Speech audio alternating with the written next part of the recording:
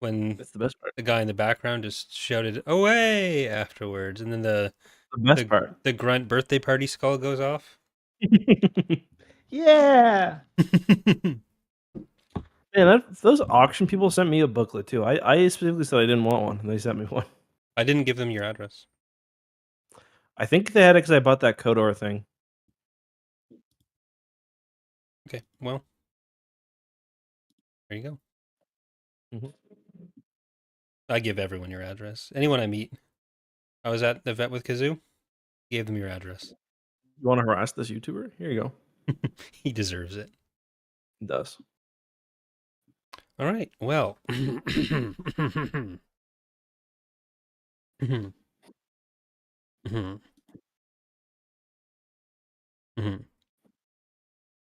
Hello there, and welcome to TapCaf Transmissions, the only Star Wars podcast that has a cold open that makes no sense every week.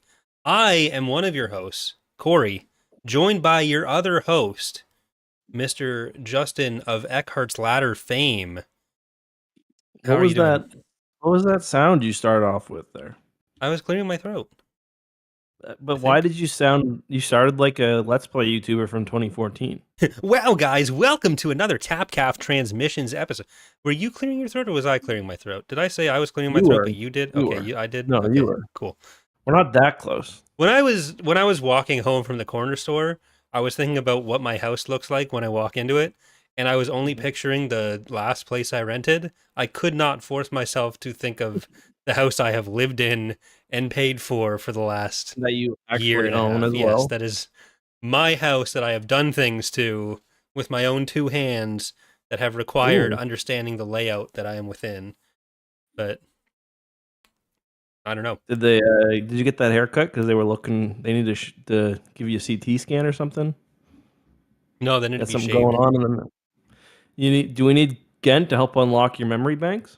Yeah, we'll be talking about all that and more on tonight's TapCaf transmissions when we wrap up the Swarm War. But there's something very important that we need to get to. Some big news in the Star Wars community before we start this off, and that is that last episode we forgot to give our rankings for the Unseen Queen. I thought about it right after we finished because I tried to end that episode like 30 times and then we didn't even do the important part at the end. I asked you afterwards. You said C, I think. Yeah, a C. And that is, I think, where I landed as well. So Joiner King, Unseen Queen, both sitting at a C. The perfectly serviceable rating. I have enjoyed reading the books. They haven't blown me away. There's been things that I've found annoying. But this one's starting to push it for me. was it this went down for you? So for this one, like, without spoiling too much, in isolation, it's about the same as the other ones. Mm-hmm. But this is the third time we've done the exact same book, basically. Yeah, the books do be repeating a little bit, and They do be running back the same plot lines. So if I were to tell you, that all these books came out within like what 4 months of each other, would that surprise you? No, that's unbelievable though. So the first one, Joiner King, came out July 26th, 2005. Unseen Queen, September 27th, 2005. Swarm War, December 27th, 2005. So July, September, December, in case I misspoke there. Wow. Kazoo has strong thoughts on this, so I'm going to let him in. I can hear you if you want to say things. Yeah, so I mean, they don't really do that very often anymore. And then obviously after this, we get next is Legacy of the Force Betrayal, which that released a full. Actually, that only released in May 06, so they really weren't making people wait back then. No, it's very different compared to like even just High Republic, where the adult novels you have, I want to say like 8 or 9 months between a lot of them. Yeah, they're like, yeah, you're getting a fucking. You'll get one adult book, and you'll get Squeegee's Big Day Off. What does that mean? Is that what you're calling the young reader ones? Just the young reader book, yeah. Okay. Well, interesting. But yeah, like, so I guess the other thing we should say is Ilkin was going to be joining us. That's why the thumbnail has Kings and Generals logo on it. He'll be joining us for at least Betrayal and Legacy of the Force. I don't know if he's going to be joining us for all 9, but it sounded kind of like he wanted to join for all 9. I didn't want to commit him to that, but he I think didn't he's have most likely time. going to join us for none. He didn't have time for the bugs. He was away on the first one. Didn't I realize was we'd going done to say more bugs for us. more bugs for us, indeed. Well, as I Do take we have this any sip, news? there's like So so okay. much news to talk about, Yeah. but do we want to do that I think we should do the now? news first today because I'm going to lose a lot of steam going through this book. I just know it. Okay. I mean, so we got Zero Company announcement. That's probably the big thing. Obviously, we knew Bit Reactor was doing a game. Yep. Zero Company is going to be the XCOM style experience in Star Wars, set during the Clone Wars. At least it appears, unless they're doing something really tricky. It said, like, the announcement says during the Clone Wars. Oh, no, okay, Yeah. yeah. So It's like so the during one new Clone bit of Wars. information we have, really. Yeah. Well, and we saw a few different characters. We saw a Mandalorian, and a clone trooper, or someone wearing clone trooper armor. An We Umbaran, saw who I said looked like an Arcanian in Umbaran. my video that I'm very embarrassed about, but Yeah, I completely forgot that was what I forgot they had those combat suits, yeah. but I didn't say that because I thought about it for a couple minutes first. So I didn't might be worth care it for to, because despite despite the rumors, I am actually not a huge TCW fan, so it doesn't weigh that heavily that. on Oh yeah, I me. was going to say, do you want to talk about you being villain of the week, not me for once? Well, I'm villain of the week with people who I don't care if I'm villain of the week with, so, you know. Oh my god, wait till I forgot to tell you this. Someone sent me some information about that one of the people who was out for you, and it's very, very bad for The, them. the one who Do you did want the me to video say? or not? The Yes. one who did the video? Okay. I mean, Yeah. I don't Well, someone just okay. So I didn't know who they were basically, until someone directed me to the video. yeah. So Corey got on. For those who don't watch enough Star Wars YouTube, or who Also, actually thank you, watch the Eric right amount. Santiago, for the $20 donation there. Saying Oh my something god. nice before we get into whatever this horse shit we're about to talk about is. Not the book, the stupid drama stuff. The So Legacy of the Corey Force did a video first about books. Corey did a video about the Clone Wars and about how really just kind of like how the Clone Wars handled continuity. Why don't you explain what the video was about? Okay, so Kazoo is very worked up about this. I don't know if everyone can hear him in the background there. No, he's Kazoo, not coming through. off, buddy. Anyways, the Jesus fucking Christ, he's really going. But Kazoo, Kazoo, good boy, come here. Good boy. Okay, here he is. All right, I'm gonna put the Kazoo cam on him while I'm talking about this, so at least there's cuteness in people's mind. Good boy. Oh, he's gone. Anyways, so basically, the Clone Wars is a cartoon that came out in 2008. People may be familiar with it, and it has a lot of stuff that is contradictory to pre-existing lore. It does. George Lucas made it, didn't care, and he instilled the idea that the other writers didn't have to care. I do not deny this. Lucasfilm does not deny this. Pablo Hidalgo talks about it on Twitter all the time. But it is still part of the Legends continuity. This is just that there was stuff that came out after it that is done, like taking it into account. There were attempts within other bits of media to retcon and fix some of the continuity issues to varying degrees of success. So I made a video talking about this, where there have always been this contingent of people who say it is just not part of Legends. Which I like. If people say they hate it, fine with. I don't love it. I don't like it. That's fine. But there's this like factual, like this claim to a factual position that it is not part of Legends, and that's just not true. Yeah. And so ever since we announced Fall of the Republic, mod we make for Empire at War, set in the Clone Wars, one of the first things we put out was an FAQ question of like, oh, are you going to take into account the Clone Wars cartoon? Because this was, when it came back, it was like 2016 or 2017 or something. But yeah, so from that point on, and I guess even before then, because why else would I have thought to bring it up? There were a lot of comments of like, that's not really part of Legends, and it is, and including the really annoying parts of like, you guys aren't real Legends fans if you include it. So I made the video basically addressing that, where like the premises are, it is part of Legends, doesn't mean it's good, doesn't mean it doesn't contradict stuff, but it's also not the only thing that contradicts stuff. And I would argue any complaint that you make about continuity for the Clone Wars, whatever angle you come at it from, there are other things that that approach it in continuity issues. So once you start doing that, you're getting to this like moving goalpost situation, where like if you take the factual claims like Anakin's knighthood changes time slots, as I pointed out in the video, this was already a problem that happened with the multimedia project that only stopped being a problem because of a retcon put in by Lucasfilm. And so it's weird to take that some of the retcons for like the pre-existing Legend stuff, for the pre-existing ideas of the Clone Wars that changed when the prequels came out, but then say any attempts at retcons from TCW are the ones that, no, those can't count. And then there was like this response video from some guy that was like, oh, well, what he's ignoring is it's the themes of the characters, that they're all very different. But that's a weird position to take, because then the argument wouldn't be that it's part of canon, not Legends, because then the idea is still that it contradicts the movies, which then that has nothing to do with it being canon instead of Legends, because the movies are in both as well.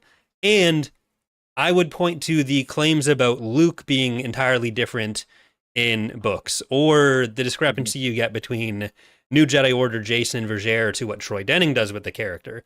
And there are a lot of people who would probably say, yes, that's why we don't count the Denning verse as well. But when you are talking about like how you're introducing this material to other people, it is not for me to tell them like, oh no, you can't count that as Legends, because I personally don't, and I do. But you know, that's the position that they're taking, and that's what I'm saying is that's a personal judgment on what you think is or isn't worth bringing in, rather than a factual claim about these are the things that were taken into account by future Legends content. Because after 2008, there was still multiple, like Callista Ming met Ahsoka. That's a thing that happened in a comic. So that's essentially the rundown. And the comments on that video are just fucking insane. Like it's a huge shit show. Yeah, basically it's what you see like when you get in the hardcore Legends fans, where they want you to deny reality because they don't like the work. Like, I don't like the Clone Wars, therefore like it's bad that you acknowledge reality. Where like your video wasn't even, and I left a comment too, where like your video wasn't a subjective take on whether the material was good or not. It was simply explaining like the structural way canon worked. To be fair, you Like, left the comment in our DMs. You weren't brave enough to leave them in the actual comments. No, I left a comment on the Did video. you? Okay, if you did, it was buried. Yeah. No, it has like 20 responses. But yeah, so anyway, the reason why, because I got an email from someone who saw that comment and sent me a dossier basically on the weird guy who made your video. And what I find, like, listen, I've been making Star Wars videos for almost a decade now, 8 years or 9 years.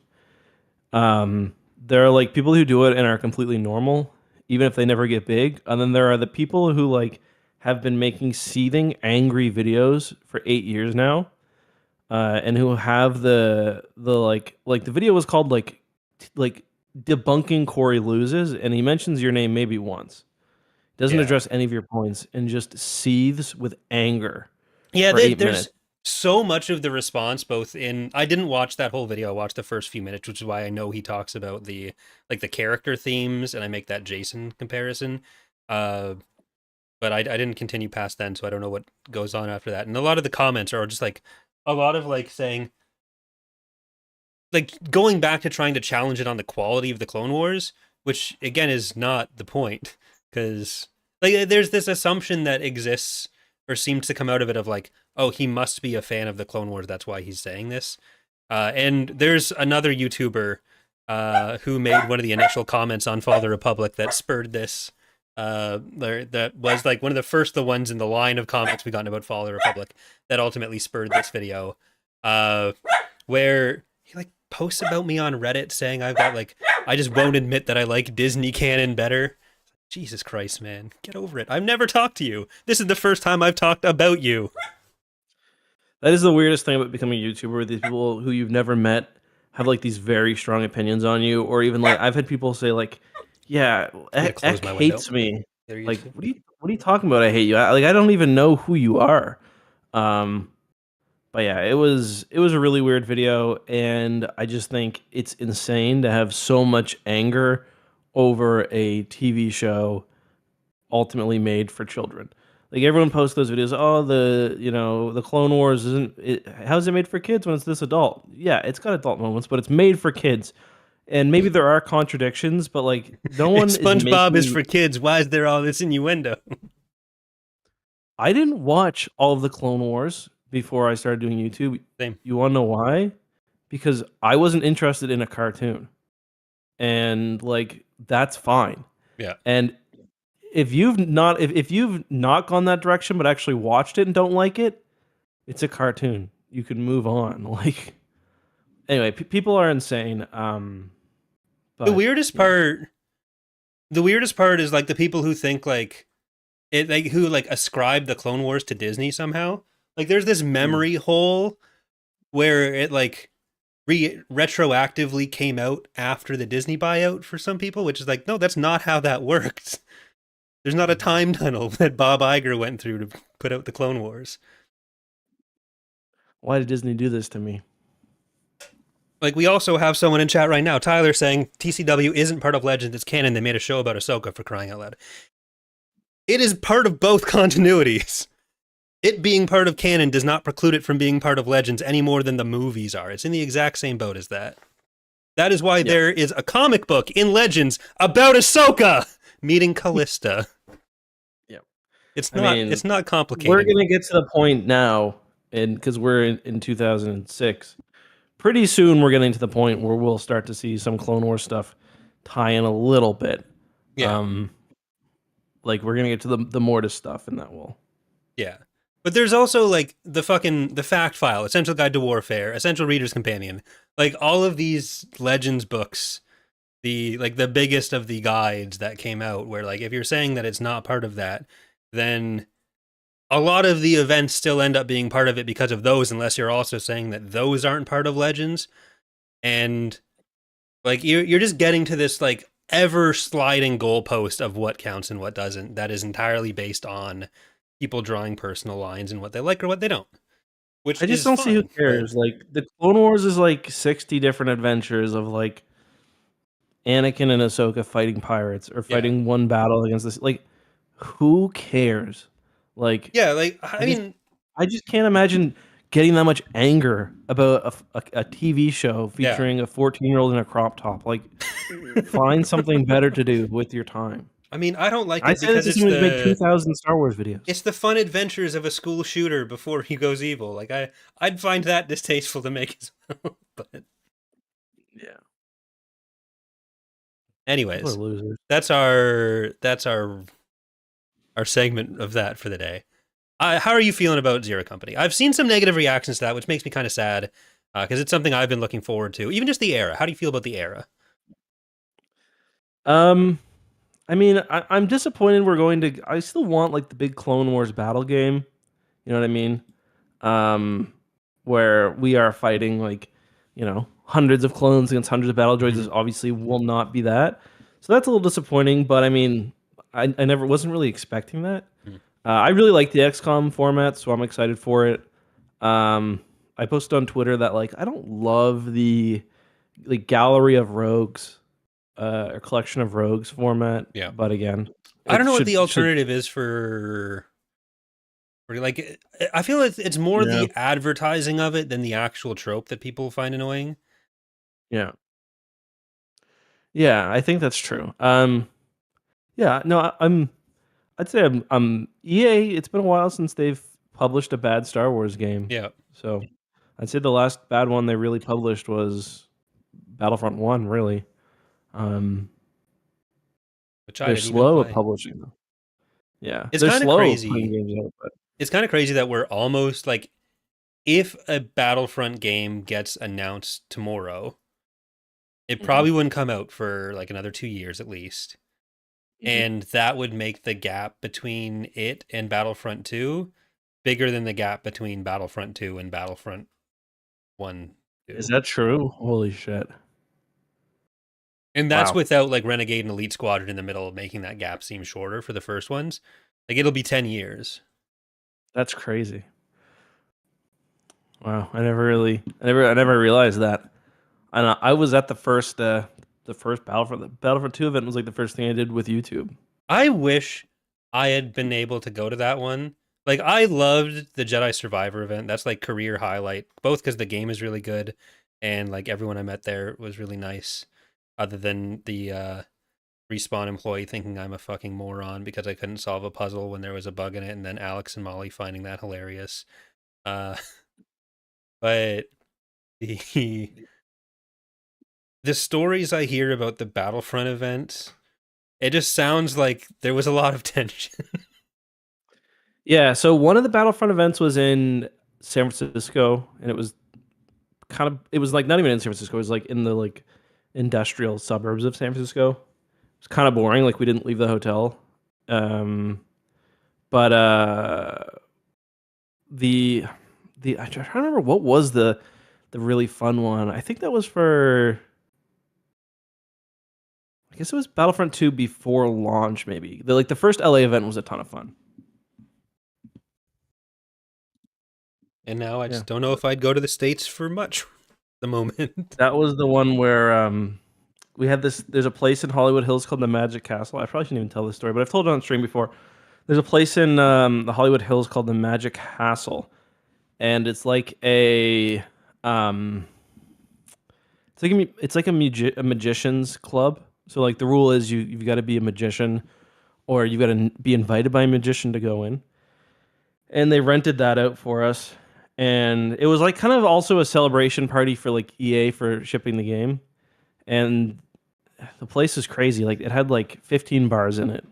Like I'm not exaggerating. Like it's like this big mansion in the hills and a fully open bar. And something happened that night, and EA said they're never doing an event with an open bar ever again. I heard whispers of like what it is, and it is likely what you imagine it might have been. But I remember I got really. I didn't get. I mean, I knew like I was in a spot where like I couldn't. I didn't want to make a fool of myself. But I remember drinking and talking to the Star Wars Galaxy of Heroes devs, and they're like, "Man, we know." I was like, "I love the game," but I was like, "I like the game, but it's."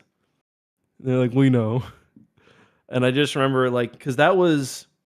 I think that was just for EA Play generally. I think it must have been, and because I remember they had a lot of Star Wars Galaxy of Heroes devs or YouTubers there, like Mobile Gamer, Arnold T101, Cubs Fan Han.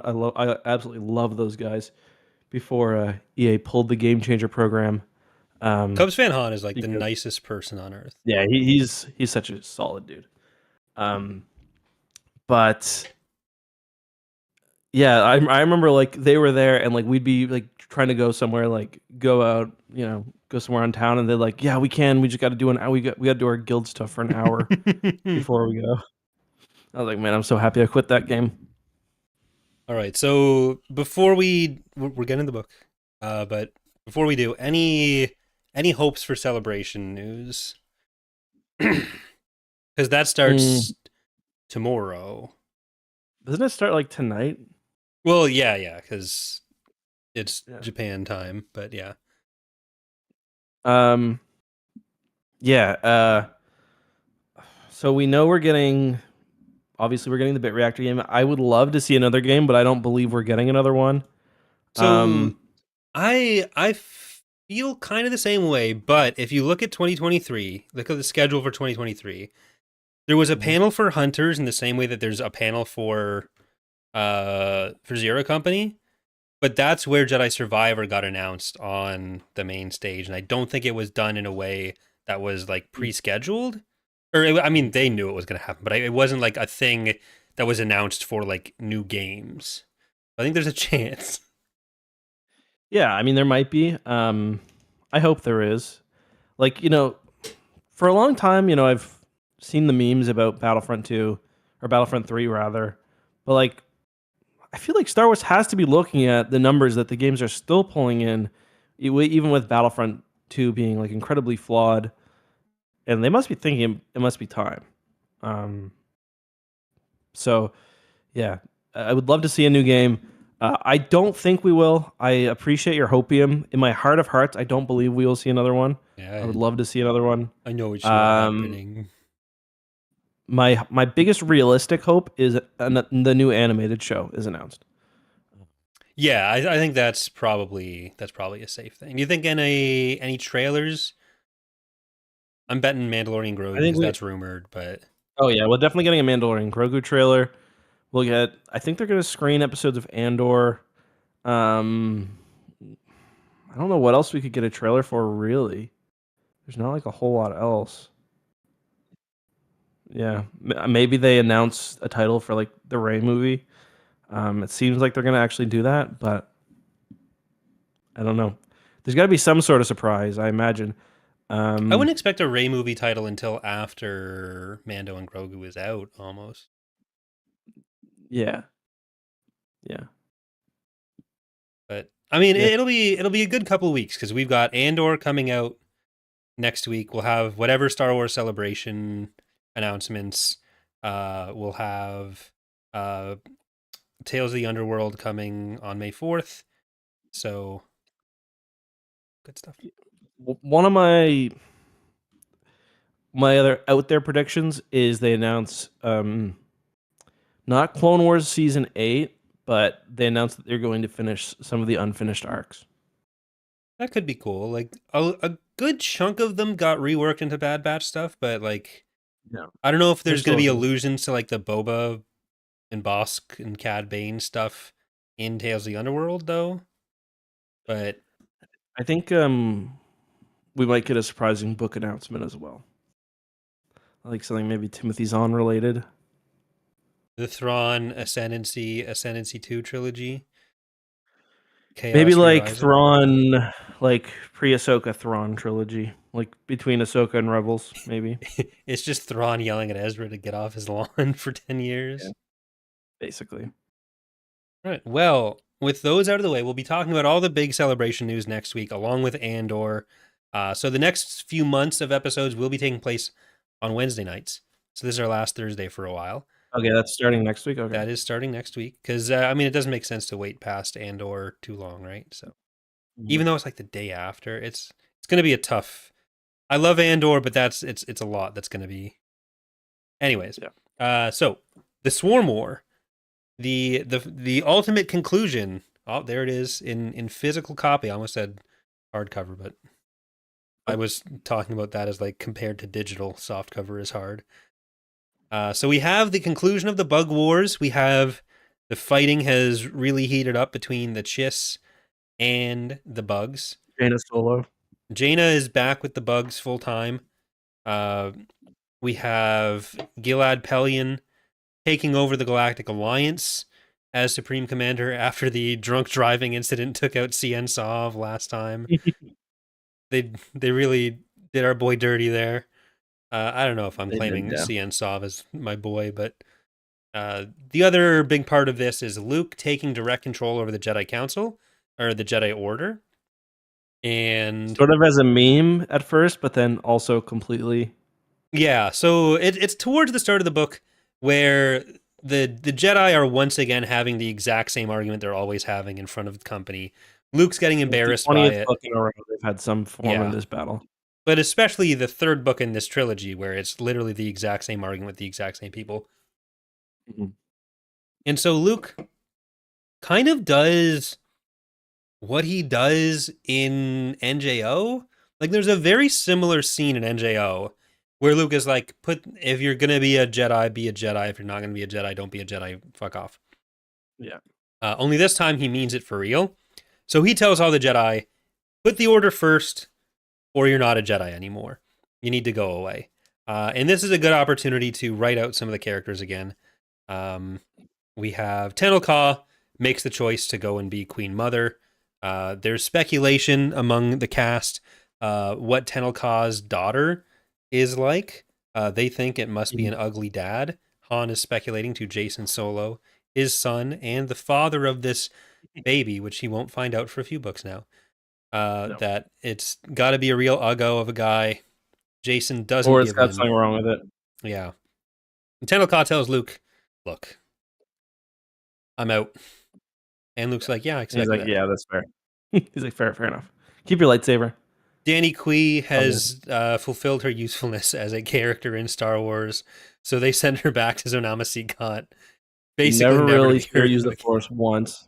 Well, she was already like part of her story was always that her Force sensitivity was kind of tenuous at best. Does she actually get mentioned in the newer stuff?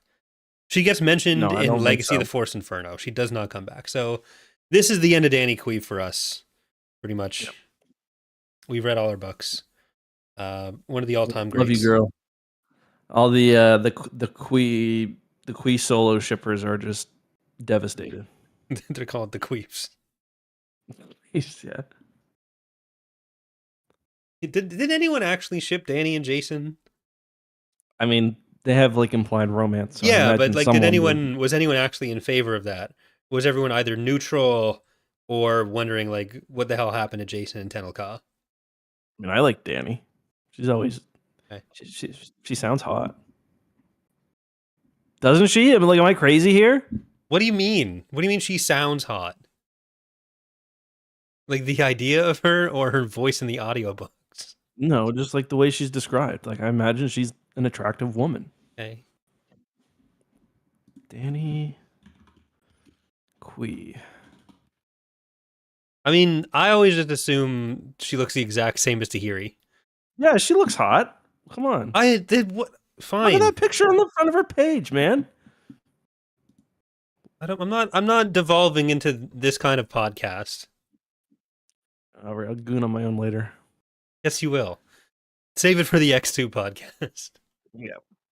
She's bad, that's right. Yeah, so Leia gets more and more annoyed at Luke doing this gambit because Luke thinks if he says he's Even though he taking over fully the explained it order, to her. yeah, like Luke is saying he's going to take over the order, and this will make all the other masters unite against him.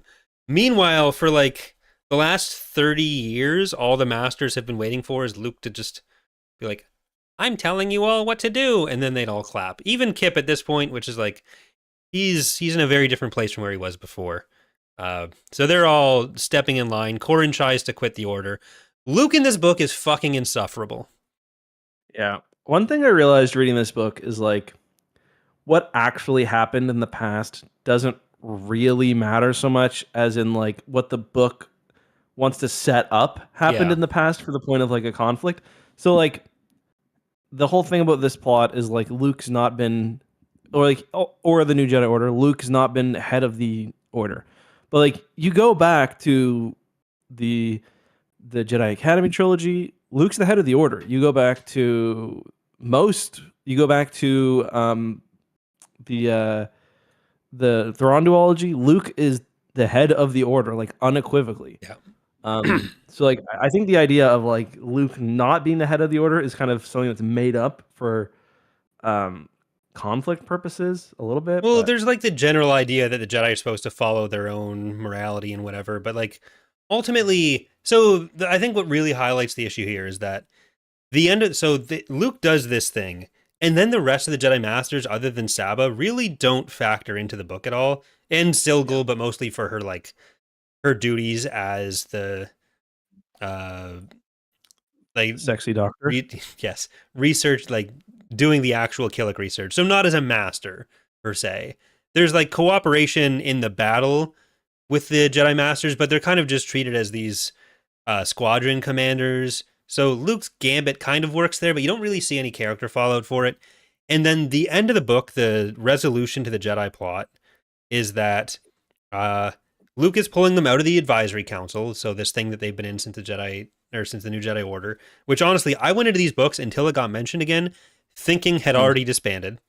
Luke's pulling them out of that because he realizes, thanks to Raynar like taking over all the bugs, that Jedi should not rule. They'll give advice, they're not going to rule. And that he gives this fucking shocking announcement that he's reforming the Jedi Order. And it's like, wait, or not the Order, the Council. It's like, what? Isn't that basically what the Master's Council already was? And you've already said you're going to be telling all the Jedi what to do. So is this you delegating some of the authority? Like, what's actually changed here? I like. And again, this is something that will happen again multiple times. It's the way that they end off with Fate of the Jedi, because by Fate of the Jedi, they've got their temple back on Coruscant, and one of the big plot points is the temple is basically being raided by the GA. And I don't know if it is Troy Denning who writes the last book, but it ends with this thing again where Luke's like, "Yep, we've got to leave the Order." So it's like we're going back and forth on these same few issues again and again and again. Yeah, like the little rift in the Jedi Council isn't really solved here, because at least in this trilogy, none of the Jedi Masters either slice each other in half or throw people out or at a hangar door. I forget what exactly happened, but yeah. I think it's into a hang, or isn't it like off a ledge? Isn't that what happened? It's like into a ditch in the hangar is how I picture it, but it's been so long since I've read. I always imagine they were up on a. I mean, I thought they were up on like a catwalk, but I can't remember.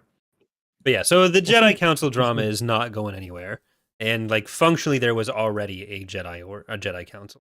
Like Luke is really, as much as he says he doesn't want to do this, like for real, he really leans into the fucking dictator Luke thing, and most of it plays out with Mara and Jason, because Luke seems to only hang out with those two most of the time.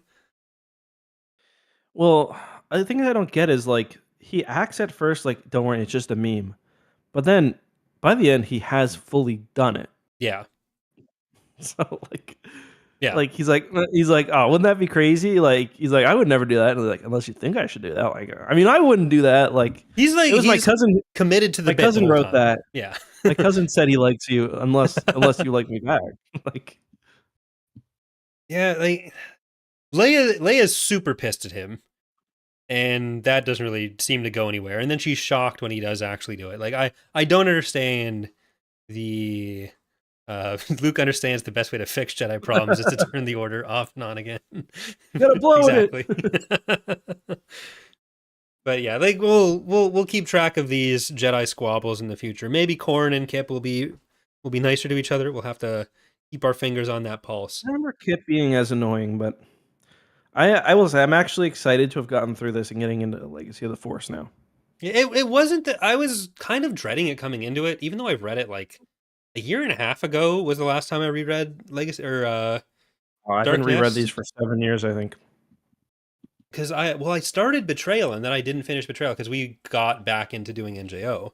That's when I basically, when we stopped doing NJO at some point, I kept going, finished it, did Dark Nest, started Legacy of the Force, but then we restarted, or not restarted, but like we got back in NJO, so I stopped reading Legacy of the Force.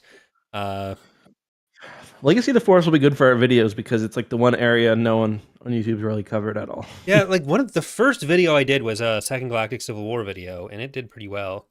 But we do get our first appearance of what becomes very common in this era, ships which have strange descriptions. Like you've got to try to figure out what they are. A lot of room for headcanon. This time it's the Megador, which does get brought up throughout Legacy of the Force. Yeah. And it's interesting because it's only described as a Star Destroyer, but on one occasion,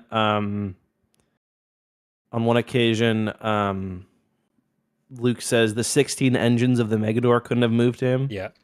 And that's what disqualified it from being a pre-known SSD in EAWX. That's why we made the Mandator 3 for it.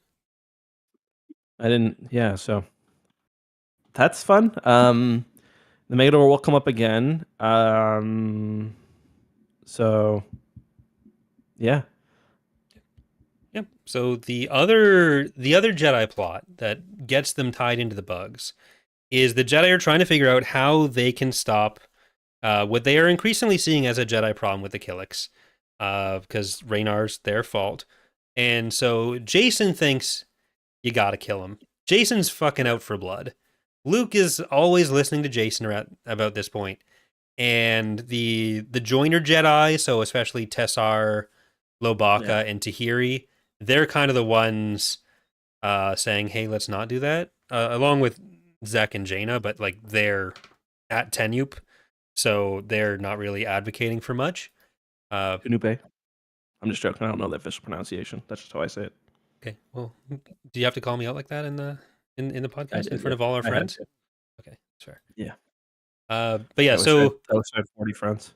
so naturally, what naturally what Lobaka, Tessar, and in spirit Tahiri, even though she doesn't actually do it, what they do is they go and tell Raynar's mom, the richest lady in the galaxy, and we get a nice reminder from Luke about like the Diversity Alliance and how Yeah. he sided with Some the of their past galaxy's adventures. biggest oligarchy and mega corporation against the downtrodden aliens of the galaxy. So Yeah. Bold move to bring up a young reader novel from many moons ago. well, at least they aren't killing a character from it in this one for real. There's a high enough casualty rate in the Young Jedi Knights Isn't books. Lomi Plo from those books? No, I don't think Lomi and Welk No, she's not. are in like No. they're spiritually from it because I think they were Shadow Academy kids, but they weren't like Yeah. characters. Uh, Yeah. Instead, like they were introduced in uh thingy. I got a so Lomi. This coming out when it did, I think Lomi was very intentionally set up as like a Grievous situation because she's a Mhm. bug instead of a droid. The the Grievous but bug. That's a good video. Because That is a good video. she's got like two arms coming off the top of her shoulders that she's using to like pinch at Luke.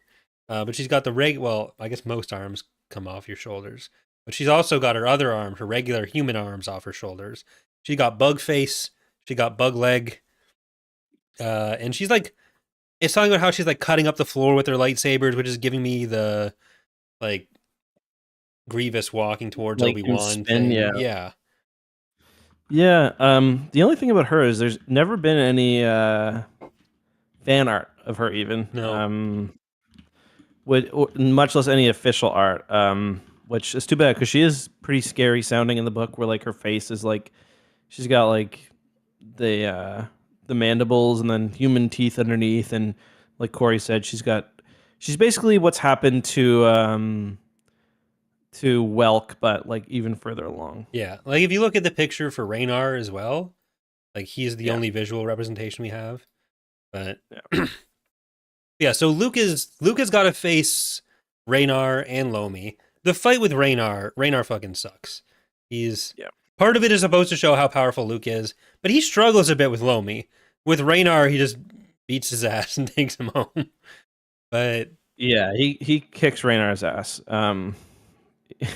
I do like so he beats Raynar there. So I don't even know how to summarize this book. Basically, a lot of it is the fight on Tenupe between the Killik and the Chiss. It's probably like the largest ground battle we've seen in the books up until this point, where it's like millions of troops against millions of troops, or hundreds of millions because they're bugs.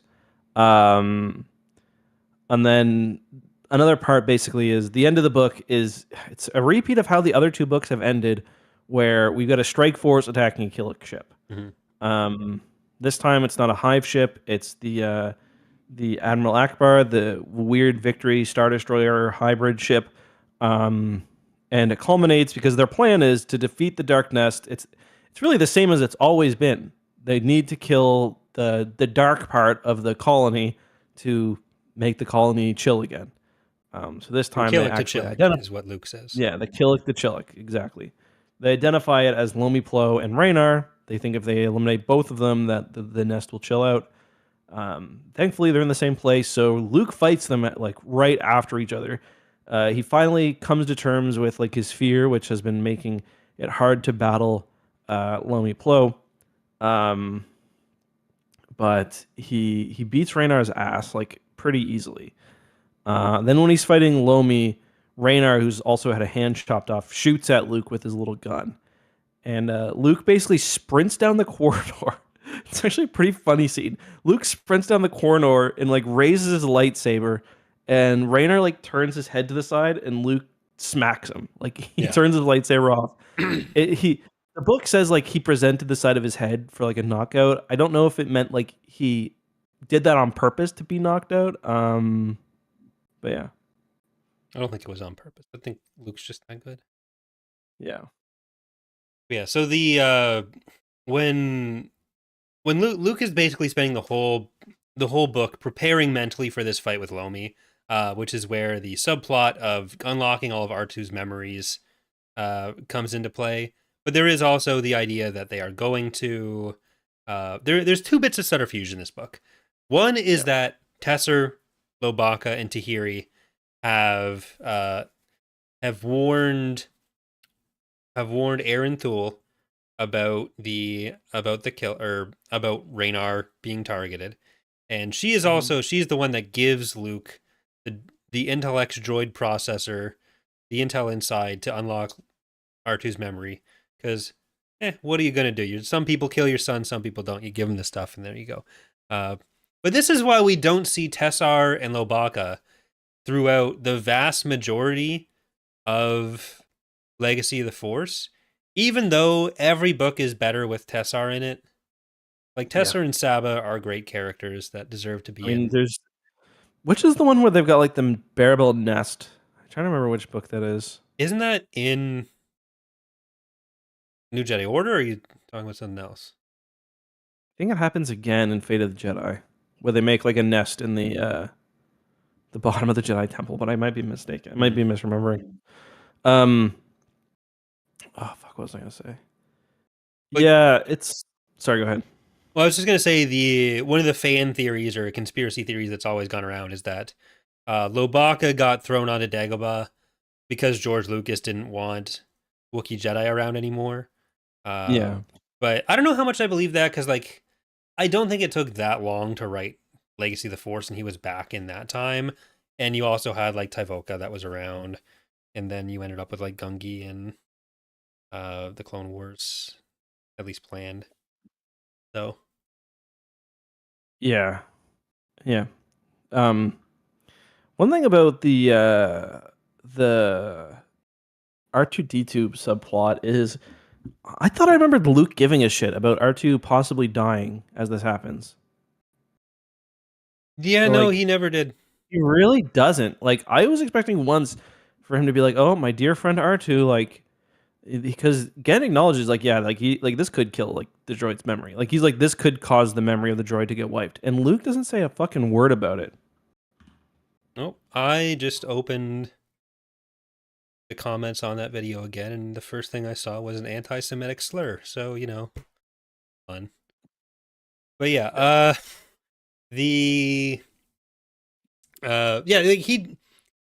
Luke is very hard in this book, and not in the way not just in the way he normally is when he has the private scenes with Mara. Like he seems like he's about to smack Jason the entire time. Which, to be fair, Jason deserves 9 times out of 10. Because like Jason is, more so than Jason as Darth Kaitis, I think Dark Nest Jason is what I have a bigger problem with. Like, I almost feel like he becomes more. I could be misremembering Legacy of the Force, and I'll feel differently. But I feel like Dark Nest Jason is more detached from Jason than Jason when he's actually choosing to be a Sith. Yeah, no, I think Jason just generally is a lot better, and I think most of the characters are a lot better in Legacy of the Force, but like a lot of this feels like putting the whole there's no dark or light side thing onto Jason as a stand-in for Vergere, which is a thing that Troy Denning is doing because he's trying to argue against a point that Matt Stover set up that he's just misunderstood. Well, I mean, I think at the end of the series we're supposed to realize Jason was wrong because he's saying there's no light or dark side. Let's genocide every bug that ever existed. Yeah, like I agree with that within the context of Dark Nest. I don't agree with Jason. I agree with what you were saying is the presentation of Jason there. But I think the reason Troy Denning set Jason up that way is because of how he perceives what Matt Stover was doing, and he's trying to like use Jason to frame that. Even though I don't think what Matt Stover or Walter John Williams did with Vergere was a claim that there was no dark side. Like Mhm. Vergere was talking about the nature of the dark side being different than what Luke understood, and like the difference of like intention versus action versus whatever. Which again, it's very simplified, and I think it's a very complicated and not something I entirely agree with within those books. Without getting too far into that, I feel like Troy Yeah. Denning decided that was wrong, set Jason up in this kind of straw man version of that, Right. and then use the books to like contradict Right. that. So it's kind of like tearing down this thing that wasn't really being Yeah. presented in the first place, Yeah. which is Yeah. how you get Classic like, straw man. Yeah. yeah, Yeah. which is why we've Okay. dealt with like 3 books of there's no such thing as the dark side, which like Luke Yeah. shouldn't need to be told that actually, yes, there is. He saw Palpatine. Well, that's what that's why funny enough, it's the people you'd least expect which handle this stuff the best. Like I still think Timothy Zahn in the Thrawn duology has some of the best exploration of that kind of because I mean like it's pretty clear watching the 3 movies like what the dark side is and what it isn't. Mm-hmm. Like Yoda lays it all out without a whole lot of, it's based a lot I think in like real world religions, and it's like don't act out of hate. Mm-hmm. Don't like, and like maybe there is a slight difference between acting out of hate and acting like between causing harm in like having the intention to cause harm and causing harm out of anger. Like maybe there is a difference there, but like at the end Yeah. of the day, like Yoda explains it very simply. Like a Jedi is a defender of peace. A Jedi never strikes first. Like a Jedi is mindful. A Jedi, trusts in the Force. Like it's pretty clear, in my opinion. Yeah, Yeah, like I think there is something to the like there a lot of it gets expressed through like which powers are or aren't dark, and I think there is something that is a bit silly about reducing it to like, oh, you shoot lightning out of your fingers, and that's what the dark side is. Uh, yeah, so as much as I make fun of electric judgment, like the idea that it needs to be this separate thing, uh, like I can understand and even to some extent agree with the approach that doesn't differentiate that in the same way, but like it's still the way it's being presented here isn't how anyone actually seriously framed it before. So it feels kind of trite to have this debate go on in the way it does and have like Jason again just become this fucking Ayn yeah, Rand might makes right uh yeah. libertarian. Well, it's just like okay. So like, what's the Not most libertarian. important moment defining a Jedi in the entire original trilogy? Luke beats Vader. He chops his hand off. He realizes that even just that, like attacking with aggression, is like enough to basically turn him into what happened to his father. And he throws his lightsaber away and becomes the ultimate Jedi. That's like what Luke does. And like that's why as much as I dislike a lot of the episode 8, I like Luke's final act in that. It's very Jedi like. I think as I get older, I'm becoming more in line with like a Jedi ultimately can't be a cool guy. Like a Jedi has to be the one who more times than not like does throw their lightsaber away. So I think like, okay, we're going from that to, is it okay if I genocide all the bugs, or like is it okay if I kill 1 million of them? Yeah. Like where's the line? Yeah, and I just think that's funny. I think like in the middle of all this, Luke mixes out on the things that are so very clearly true about Vergere's philosophy. Because like so much of what Luke and Vergere's relationship was in NJO was Vergere talking about Luke taking too much responsibility for other people's actions and choices, and that being a sign of ego or pride in himself.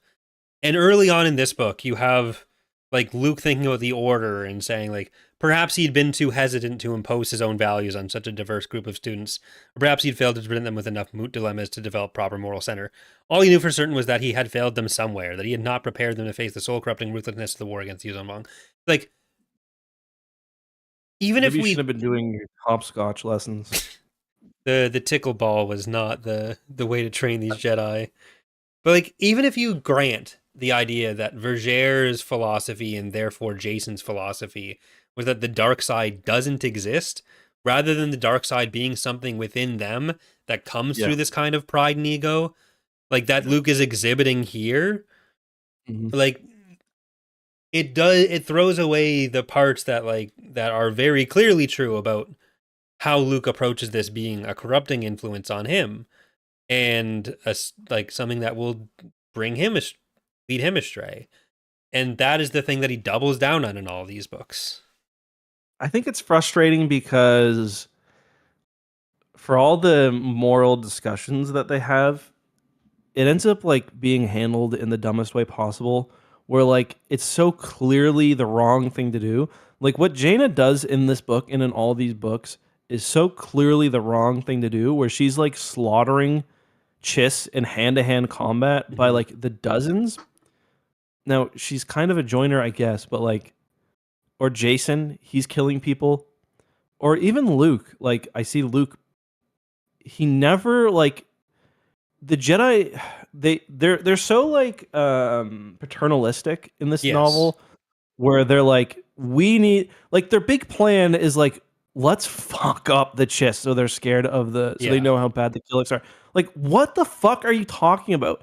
Let's fuck up the Chiss. Like, why don't you try to explain what's going on? Like, there's clearly bad actors on both sides of the Chiss and the Killiks. Folks, we've got very fine people, bug people, but like we've got bad actors in both the Chiss and the Chiss and the Killiks. The Killiks just plainly are not a rational combatant. They're literally bugs already. They don't work on the same logic as organic beings do, or not organic beings, other sentient beings, humans or Chiss. So they're already, on the bug level, and they're being controlled by a bug darksider. Like, there's not really a both sides thing to this conflict. Like, so yeah, we need another strike on the Chiss. Maybe if we blow up 10 Chiss Star Destroyers, they'll get that the bugs are dangerous, and that will help somehow. Like, yeah. Well, it's the whole oligarchy thing that like there's 16 people in the galaxy who actually matter, and everyone else is set dressing. Where like the premise of the Killiks didn't believe in individual preservation until Raynar was in, because Raynar valued life. It's like there are thousands of other joiners in there. The difference is that Raynar is force sensitive, and that isn't something they highlighted for that. They highlighted that making Raynar more powerful because he could draw on the force potential of the whole nest. But it doesn't really, like, pulling in that element of his personality was more important for him. And there's a lot of that with like who they are and aren't okay killing. It's the whole thing that people bring up with like Luke in Battlefront 2, where he has that really good scene with Del about like it's about making a choice, and then Luke made the choice of like killed fucking dozens of dudes on the way in to give Del that choice.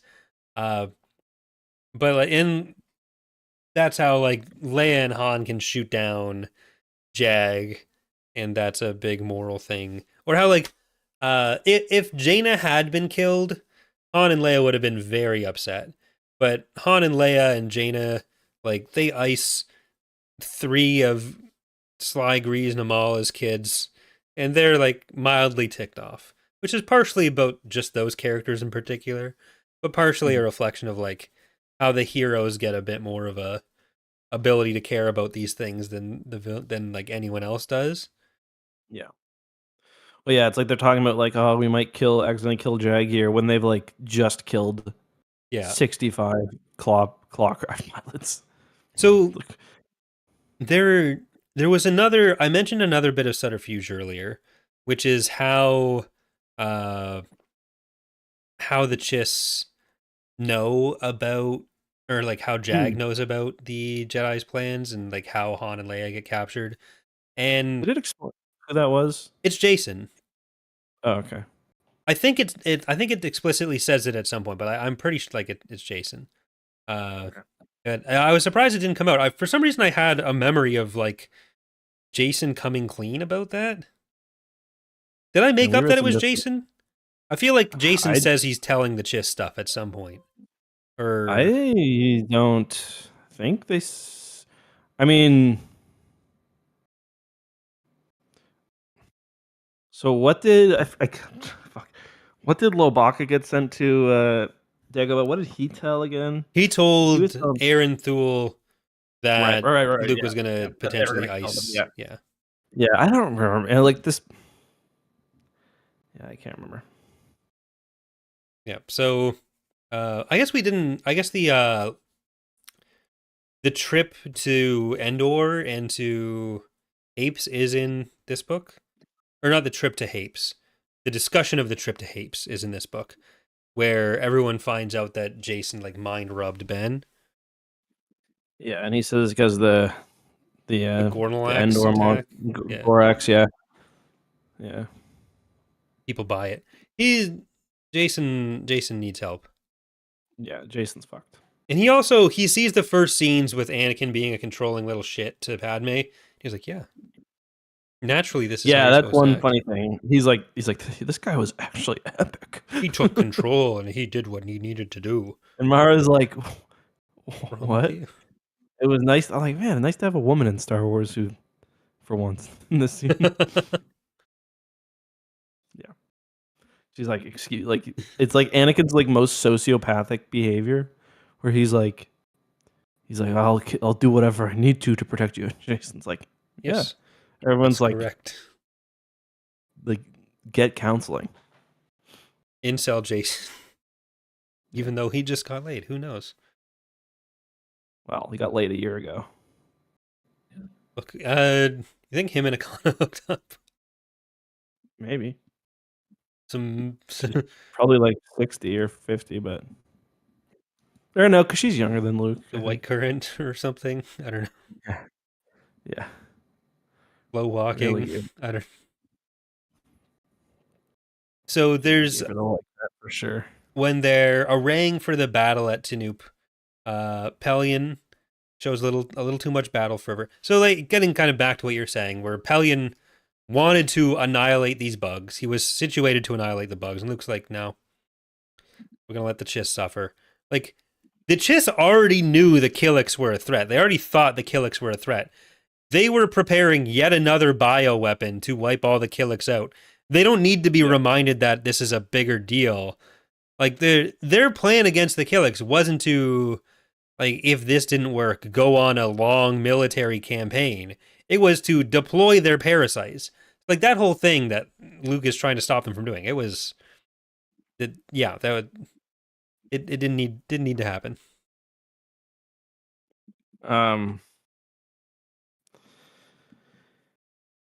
Yeah, it's just a mess. Like, it's just a mess.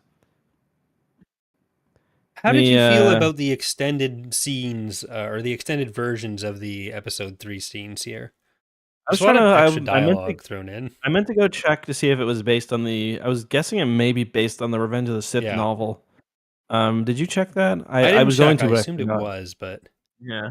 some of it feels unfamiliar from that though. So, or Yeah. just off the script.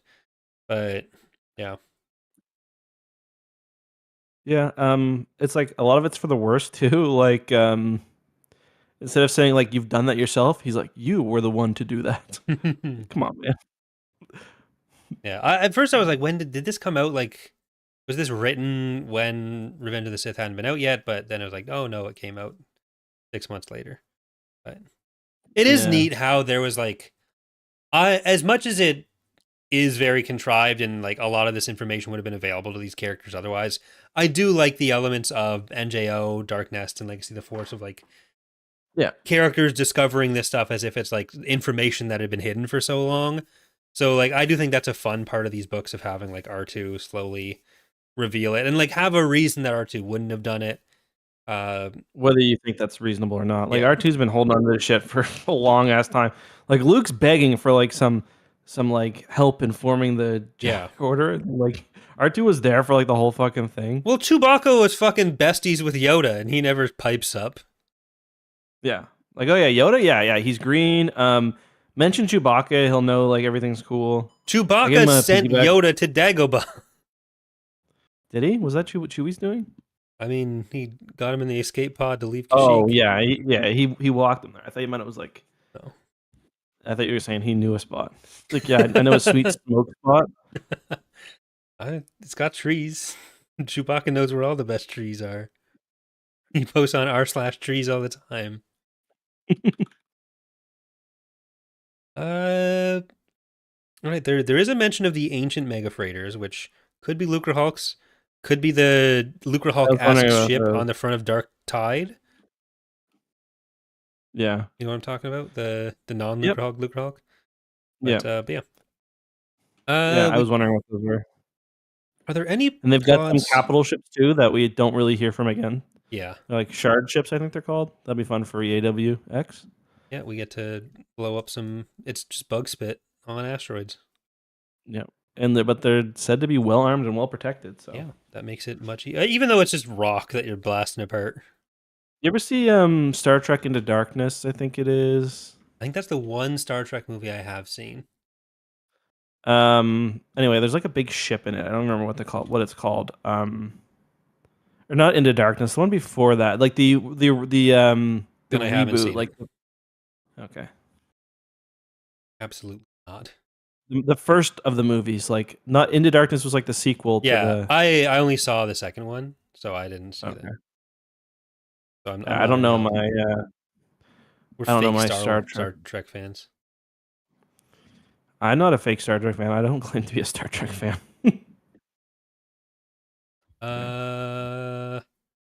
Anything? Speaking of JJ. Anything about Alemarar we want to say? She's going to be around still. I don't think she adds that much. Eaten by a slug. Yeah, basically. They think she's gone. We had most of the Mercury Strike team. Troy Denning. Yeah. Troy Denning's like, she's a surprise for later. She's going to be limping around in the future. In very skimpy clothes. Adding very little to those stories as well.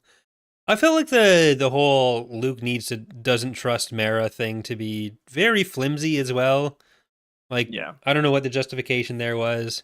I guess, like, in the last episode, I mentioned the whole timeline being weird of, like, R2 is not from the Imperial era. But then he didn't, so, like, he cleared up that wasn't a thing. So, you know. Mm-hmm. Yeah. Nero ship. That's right, Zach. That's kind of how I imagine the spit ships.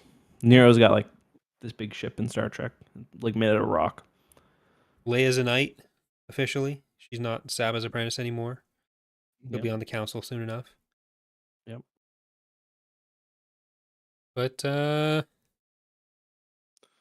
we should wrap this up because apparently the Mandalorian and Grogu panel is starting in 2 minutes, and people will probably want to watch that instead of us. Yeah. So yeah, and if there is a trailer, I probably need to do a quick clip for it.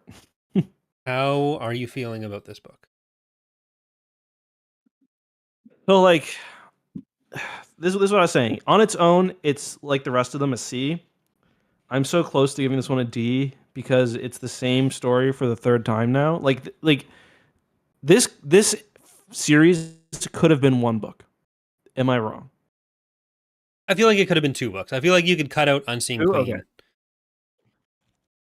I just like, what have you added at the end of this book that like we hadn't experienced at the end of book 1? Yeah, I agree with that. And the denouement is not very good. Like we go from Luke on Gorog Nest ship to everything's done. Nothing's really resolved. We don't know how Replanet Hab has gone. The Ithorians still have no fucking planet. They've now seeded a bunch of planets with these nanobots. Like every book ends with, and like what I would want to see more of is they bring up the fact that these Killiks may be, although they don't believe they may be this ancient race that's been like around forever. Like, let's not mention that. Well, they mention repeatedly the Killiks being that race. Yeah, they mention it, but like we don't hear anything at all about it. We Luke won't and until Luke much. and Pelion debated a little bit. But yeah, they debate that like it might be true, but like we don't hear, anything about it. Okay. Well, Yeah. that is going to do it for this week. Thank you all for listening. We are done Darkness now, so we'll be doing Andor for the next 4 weeks. And that'll be Wednesdays for the foreseeable future until my friends are done their spin class and Trivia can be back on Tuesdays. But Yeah. so we'll be doing Andor, and then I think the first post Andor one might be us going back through and doing a retrospective on some of the books we've done. We'll see if there's any juice there for an episode of reviewing our rankings.